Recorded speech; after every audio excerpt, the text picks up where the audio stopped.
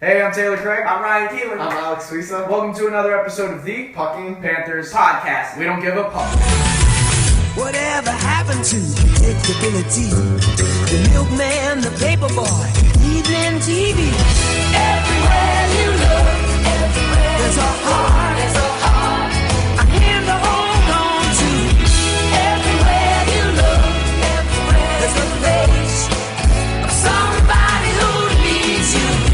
Everywhere you look, when you're lost out there and you're all alone, life is waiting to carry you home. Everywhere you look, everywhere you look. So, we just got beat Which against time? the Bruins. Oh, the Bruins. Yeah, it's hard to pick out which one it would be. We were in charge. Yeah, we were. In a lot of offensive categories. We were beating them in face-offs. At a certain point, we had more hits than them. Better possession. You could just tell it was better possession. And then we gave up, simple giveaways. Yeah. That's what killed us. It just comes down to heart. Honestly, they had more heart. Yeah, That's my hot they take. wanted it more. They wanted it more. They needed the points. Who got the first goal? I think Barkov. Barkov got the first goal, and it kind of felt like we were getting some momentum, and they scored like 30-something seconds later. Yago was pissed also. Great comeback though, down 4-1. We came back, we got the point. It's not now this season, we're not really attracted to the whole we got a point mentality as Panthers fans have clung to for so long. Hudler got 2 goals. That was nice to see. That was nice. See, he got his speed back. I said, I knew it would come. Mackenzie's playing against Ottawa, and Mitchell should be a week away. Yeah. That's Bless I that. heard. That's Mackenzie's our best defensive forward. He's definitely been missed, Well, but we should. debatable. Barkov. Yeah, maybe. That's a debate for another All right. episode. Well, so who do you think? I take Mac. It is not debatable. Why do you take Barkov? Is so because Barkov's amazing. I'm just asking. Well, I'm guessing you're going by the philosophy as Barkov is just Barkov. Yeah, just What about he's you? the best What about player. I love Barkov, but when you're talking, You don't have to defend. We know you like. no. We all like Bart. No one dislikes Bart. Oh, yeah, okay. No So- one's like, so- this guy get So him off my lawn." perspective, I don't think my anyone's saying perspective that. is Barkov's great. I can say the same thing about Barkov with positional play. But when I'm looking at work ethic and I'm looking at a guy like Mackenzie, a guy who can make hits and put the offense back on their heels, I think Mackenzie does great at that. Mackenzie is essential to our penalty kill. If you have a guy like UC Jokinen So on the you're penalty saying kill, Mackenzie? You just said Mackenzie's a better player than Bart. Okay, let's move on. That's all I want. Yeah, to right. All right. Hey, I like the way you frame it. Remember that analytics article where the guy was like saying the Panthers are a fraud. What if he was correct and it just took a little longer? It took quite a while. I'm just longer. saying. What if the Panthers missed the playoffs and that guy was right? Oh man, we got a way to go. To It would this be playoffs.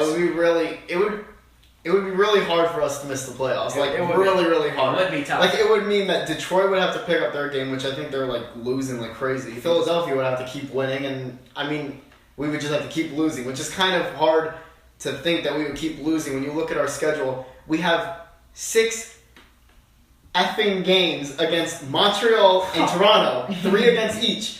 3 against Toronto and 3 against Montreal. There are no reason why all 6 of those should not be wins. That's we that's have- weird to say. we That's might weird have to the hear. best That schedule. Montreal should be a win. I- exactly. Carey That- Price is not. it's just that's just strange to hear. There's no reason why all those 6 should not be wins. You know what I mean? And then you have 2 against Ottawa left. You have 1 against Philly. You have 1 against Carolina. 1 against. It's basically That's teams the that are under us because I studied it. It's like we have like 14 games left, and there's no reason why we shouldn't win like 11 of them at least. It's ridiculous. If we don't make the playoffs, that would be the biggest choke in sports history, I think. Yeah, that's Honestly. got to be up there. It's got to be up there No, with that's- Montreal this season. It's pretty That's bad. a hot take for all time sports. I don't really watch a lot of sports though. I watch hockey, but I think, in but- my opinion, can I say my opinion? I know it's I'll probably allow you. Yeah.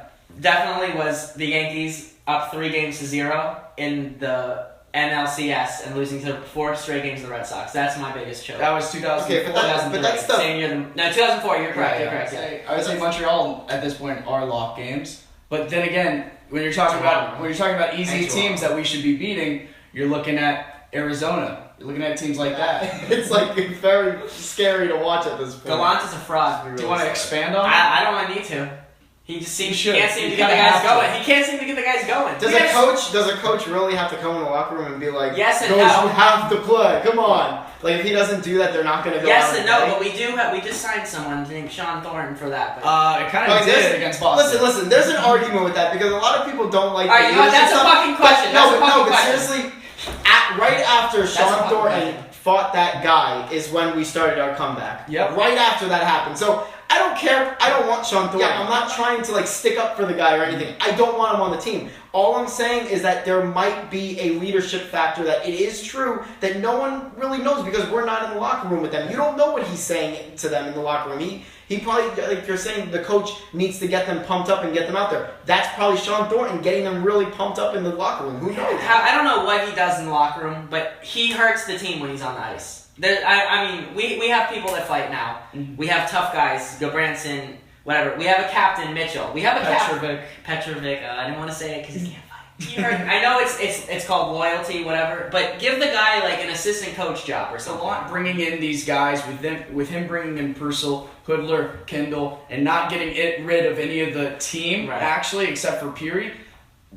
That's rewarding the guys on the team. That's saying to the guys, you're doing all right. We're going to reward you with some better skill. Here's some more pieces. And on top of that, the thing that I think that we don't see in the locker room is the fact that the teammates love Sean Thornton, that they want him on the team. So when they say, you know what, you guys have been playing great, you got a guy that, is okay with retiring, let's keep him on the roster. That's going to make all 23 guys happy. Everyone's going to be happy that they got Sean Thornton on their team. To wrap it up, there was someone in Boston, a reporter, that said that in the locker room he was talking to them after the game or something, and every single one of the players on that team, just like you said, they all were saying, we absolutely miss Sean Thornton in the locker room. Just him being here, his presence. He should be an assistant coach. Give him. He did this with Juwan Howard, who was aging and was not good on the court anymore. They stuck. He's an assistant coach now. He's been like that for 2 or 3 years. Assistant coach. He's good in the locker room. He helps the young players. Whatever. You know how John Madden did Yeah, that right after? exactly. I feel like Sean Thornton actually would be the guy, probably player. What's the coach? Player development. Player. I don't want him to develop any not player development. Not player development. We'll make a new position. Fighting development coach. Boxing development coach. Is there a therapy coach or something that can help them? And now, it's time for the pucking questions of the week from our Twitter followers. We asked them to ask us some pucking questions, and now we're here to puck and answer them. That was a good tone. Thanks. I'll take that. All right, so Cookies and Crane, he's a regular. Chipmunk or squirrel? You can only pick one. Oh man, you know what? I like squirrels a lot. Yeah, me too. I'm a fan of squirrels because, and you know what? I know chipmunks are cute and fluffy, but the thing about squirrels is they're really active. They remind me of dogs in a way. Squirrels like nuts, so I would see why you like squirrels. See, chipmunks, they sing, so they are the singers. Alvin and the Chipmunks, they do sing. So Is that the evidence you have? yes, so Chipmunks, clearly you've seen the hit. Alvin! Thank you. They have hit songs. Alvin, they've been on the Billboard top 40. At Calvi4R says, what do you tell the fans who are panic? ? Word of advice? ? I tell the fans that are panicking that all these problems that you're seeing, all these odd man rushes, all these defensive lapses, in practice, I would think these are fixable problems. I don't think there's a morale problem with this team. I think this team is driven and they want to win every night. If we lose tonight, panic. Just run around the stadium because we are in big trouble. Welcome to Vancouver. For myself, I'm expecting wins. I'm expecting greatness. Or, you know what I mean? I'm expecting the cup. You can't continue to have a loser mentality like we've had for so many years. We can't say, we were down 4-1 to Boston. At least we came out with a point with that. No, we want the win. That's what I want. I don't want the point. I want a win. And I'm saying, I don't think anyone's panicking. I think we're just expecting more. We don't want to see them losing. You see, for 2 months they're playing great. No, it's not a big deal if you're on Twitter and you're saying that if you're scared or something and getting mad that they're playing bad. You're allowed to say that. It doesn't mean you're panicking. It doesn't mean you gave up on the team. It means you're mad because the team is playing complete and you're allowed to say it.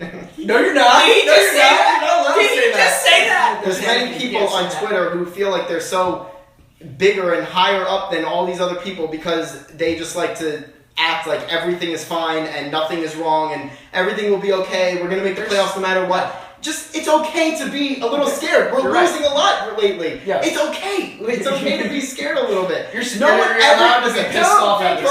First of all, every single person wants the same exact thing. We all want a cup. We all are wanting the playoffs. We all are rooting for the same team. There's no need to get mad at people just because they're getting mad that the team is playing like complete train. Ryan at Patrick Wolf asks, should we rest Lou for a while?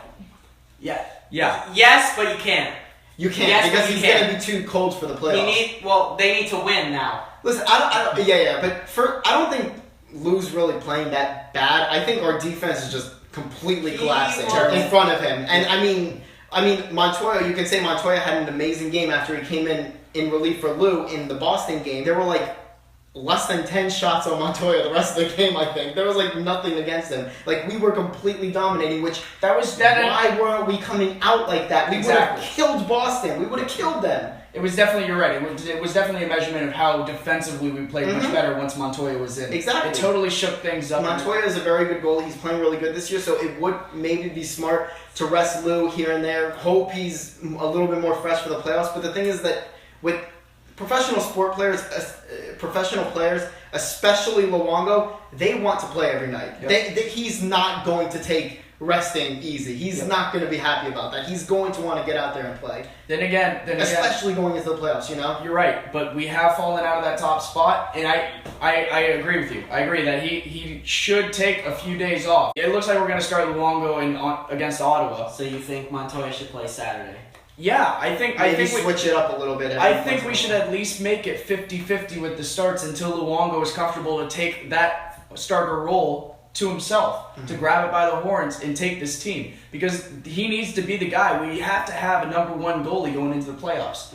So he has to get his confidence back, and the only way he's going to do that by playing. But for now, we need some wins. I'd like to get back into first place before we give Luongo the reins. I don't know. It sounded like you were saying Luongo is not the number one. That's just how it came out. I understand what you mean. He's not really playing. No, that is what I meant. Wow, that's a hot take. What it's seeming like is that he's that's a not hot really. take. All I'm saying is that he is not playing like our number one goalie. That's fair. At 8Mills19 asks us, when is Bolin coming back, and do we have what it takes to win the cup this year? Those are two very different questions. Yeah. Like they're not going. If Bolin comes back, we win the cup. Hopefully never. I don't think Bolin's gonna come back unless we are in like a dire situation. He's not gonna see the ice this year. I'm not even gonna say what I was gonna say.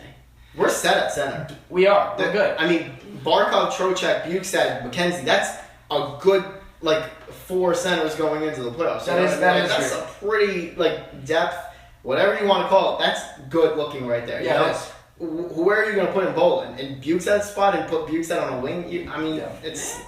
There's no room for Bolin at all on this team anymore. I would say if there's any room, it would be somewhere on the fourth line. On Poland. But you'd Like have as to a be winger? kicking out. Yeah, you'd have to be kicking out a guy. Howden or Shaw or Yeah. Wilson or Thornton. At Stephanie Janvier, I think. Yep. I don't think I said that right, but Sounds like what are your playoff predictions, or what is your favorite best moment so far in the season? Ooh.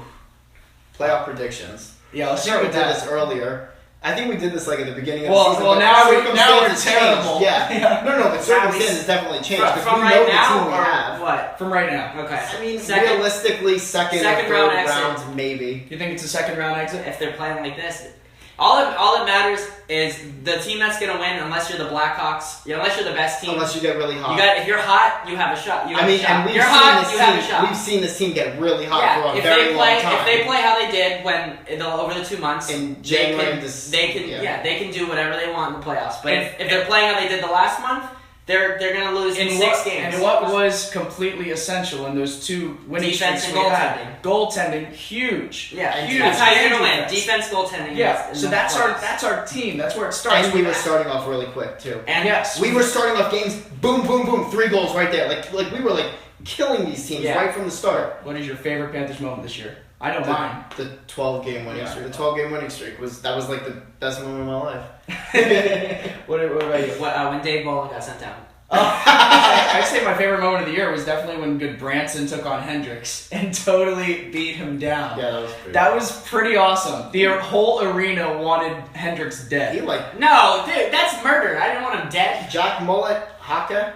I think he left Hulk. off Y. Hulk.